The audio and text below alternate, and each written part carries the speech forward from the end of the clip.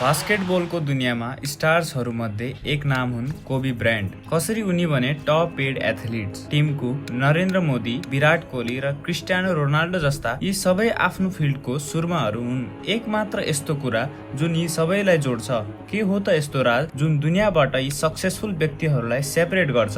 आज हामी त्यही रहस्यको कुरा गर्नेछौँ, जुन रहस्य 2500 वर्ष अघि आचार्य चरकले बताउनु भएका थिए र आजको समयमा त्यही कुरालाई मोडर्न साइन्स प्रुभ गर्दै हिँडेको छ। हामी कुरा गर्दैछौँ ब्रह्म मुहुर्तको। के लुकेको छ त ब्रह्म मुहुर्तमा? के छ त्यस्तो दिव्य शक्ति जसमा सन्यासीहरूदेखि लिएर स्टुडेन्ट्सहरूसम्मको लागि सबैको लागि बेस्ट मानिन्छ? हजुरहरूको गोल्स, ड्रिम लाइफ यसबाट कसरी सफल हुन सक्छ, यी सबैको बारेमा आजको भिडियोमा कुरा गर्नेछौँ। साथै यस भिडियोमा ब्रह्म मुहुर्तको पछाडिको साइन्स मात्र नभएर निन्द्रासँग सम्बन्धित सबै कुरा जान्ने प्रयास गर्नेछौँ।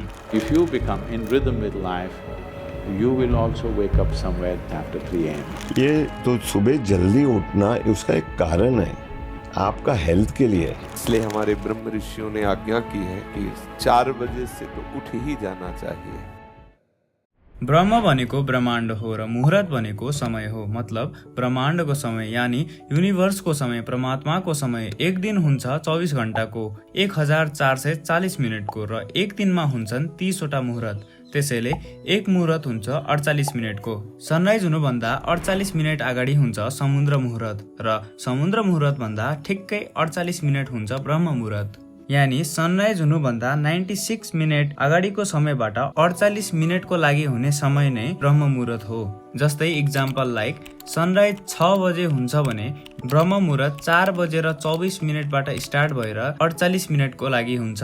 सनातन धर्ममा पनि भनिएको छ कि वर्णकृति मति लक्ष्मीम स्वास्थ्यम आयुष्य बिम्दति ब्रह्म मुहुर्तो संज्ञाग्रच्यम वा पंकजम यथा। मतलब तपाईहरूको विजडम, वेल्थ, ब्युटी, हेल्थ सबै कुराहरूलाई सपोर्ट मिल्छ ब्रह्म मुहुर्तबाट। इभन आयुर्वेदको एउटा मुख्य ग्रन्थ अष्टाङ्ग संग्रहमा पनि ब्रह्म मुहुर्तको वर्णन गरिएको छ। सिखिज्ममा पनि बिहानको टाइमलाई इम्पोर्टेन्ट मानिन्छ, त्यसलाई अमृत भेला भनिन्छ। इस्लाममा पनि फजरको नमाज यानि सनराइज हुनुभन्दा अगाडिको नमाजलाई धेरै इम्पोर्टेन्ट मानिएको छ।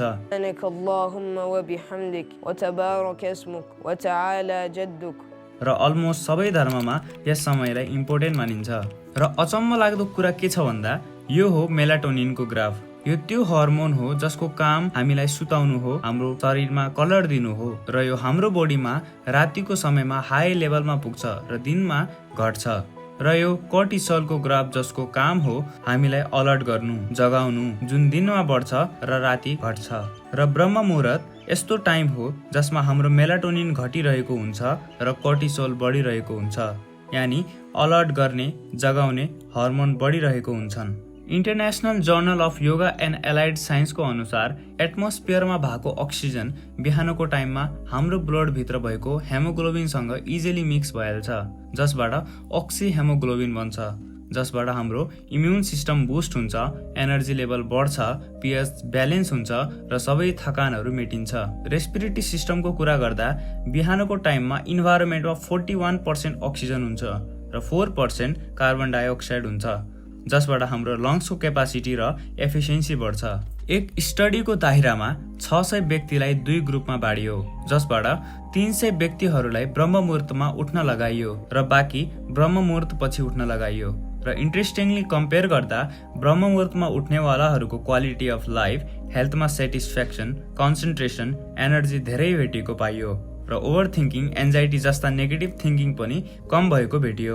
स्वामी विवेकानन्दले पनि भन्नुभएको छ कि concentration is the essence of all knowledge. त्यसैले ब्रह्म मुहुर्तमा उठ्ने मानिसहरूमा नर्मल व्यक्ति भन्दा धेरै कन्सन्ट्रेसन र नलेज गेन गर्ने क्यापेबिलिटी बढ्छ। र ब्रह्म मुहुर्तमा नगर्नुपर्ने कुराहरू पनि डिस्कस गर्दा यस टाइममा खाना खानु हुँदैन, यस टाइममा कुनै स्ट्रेस भएको काम पनि गर्नु हुँदैन। र यदि तपाईहरूलाई ब्रह्म मुहुर्त पछि के गर्नु पर्छ भन्ने बारे जान्नु छ भने subscribe my channel and comment down below brahma muhurta. र ब्रह्म मुहुर्तमा कुन व्यक्तिले उठ्नु हुँदैन त्यसको बारेमा पनि डिस्कस गरौँ। अष्टाङ्ग संग्रह जुन एक आयुर्वेदिक ग्रन्थ हो, यसको हिसाबले कुनै महिला प्रेग्नेन्ट छ भने उसले ब्रह्म मुहुर्तमा उठ्नु हुँदैन। जुन व्यक्ति कुनै शारीरिक र मानसिक बिमारीबाट ग्रस्त छ भने उसले ब्रह्म मुहुर्तमा उठ्नु हुँदैन र जुन व्यक्तिको हिजोको खाना नपचेको अवस्थामा पनि ब्रह्म मुहुर्तमा उठ्नु हुँदैन।